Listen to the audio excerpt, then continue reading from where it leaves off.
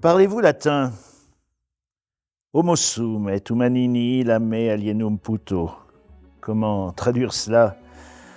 Je suis un être humain, et rien de ce qui touche l'humain ne m'est étranger.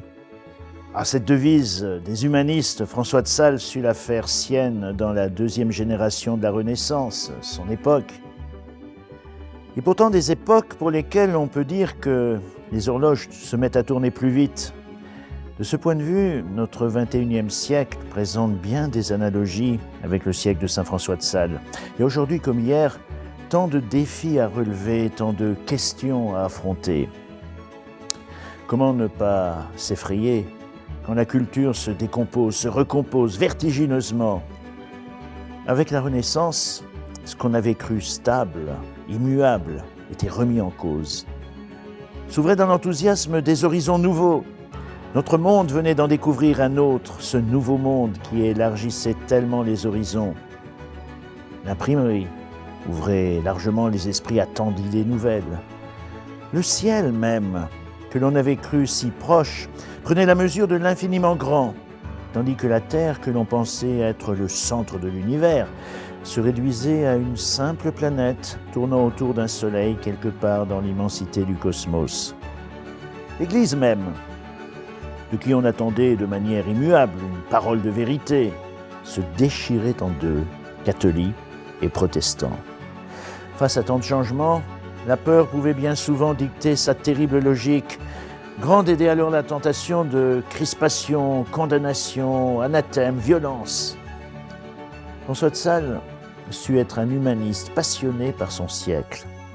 Sa foi enthousiaste, son optimisme pour l'homme lui faisait répéter sans se lasser « La peur est un plus grand mal que le mal ».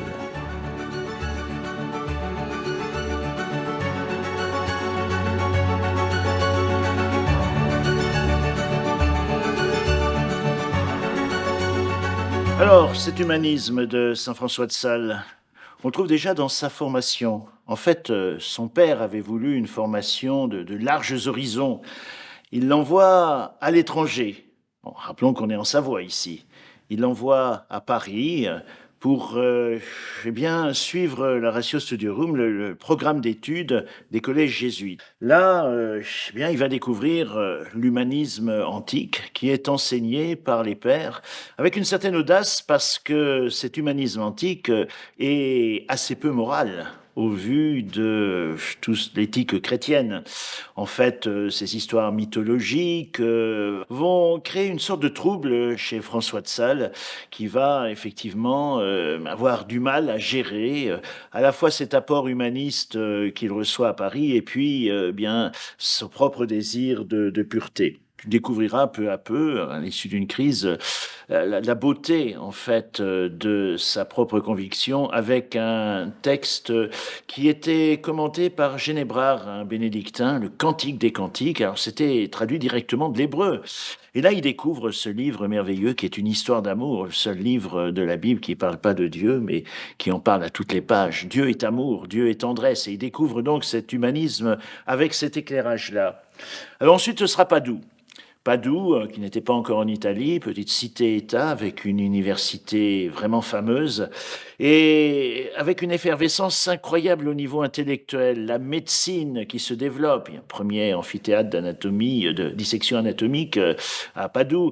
Il y a un jardin botanique. Il y a aussi l'observation astronomique qui se développe avec l'optique. Et tout ça, François de Sales va s'y familiariser. Pour lui, véritablement, cette culture est celle de son époque. Il est important de savoir en quel âge on écrit, dira-t-il.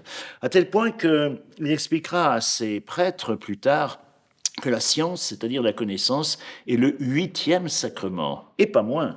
Donc voilà, pour lui, il y a un certain enthousiasme de cet humanisme de son siècle, et il tient à être de plein pied avec toute cette effervescence intellectuelle qui est celle de son époque. Alors cet humanisme pour François de Sales n'est pas juste un sujet théorique, c'est aussi une passion véritablement incarnée.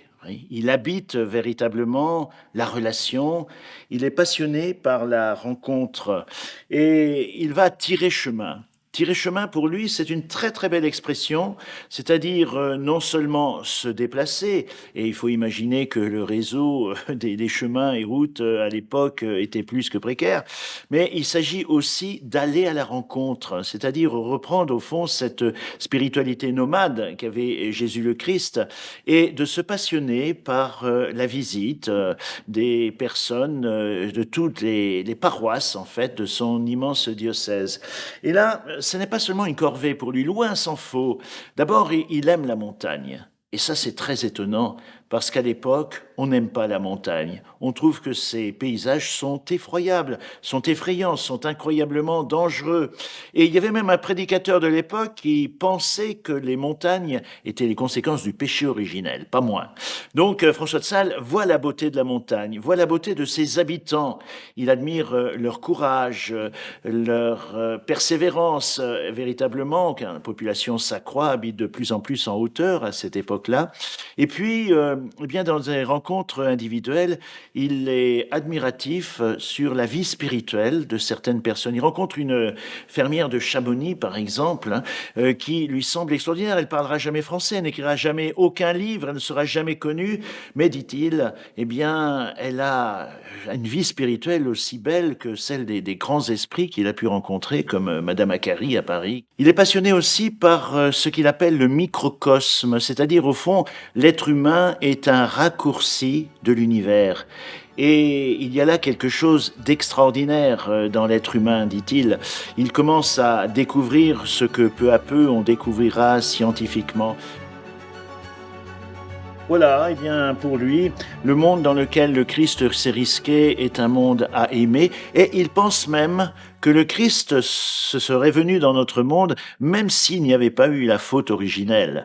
Donc, de toute façon, c'était un palais, cette création, qui était destinée au Fils de Dieu, venu habiter l'humanité par amour. Tout ça est une histoire d'amour dans laquelle le croyant est invité à rentrer.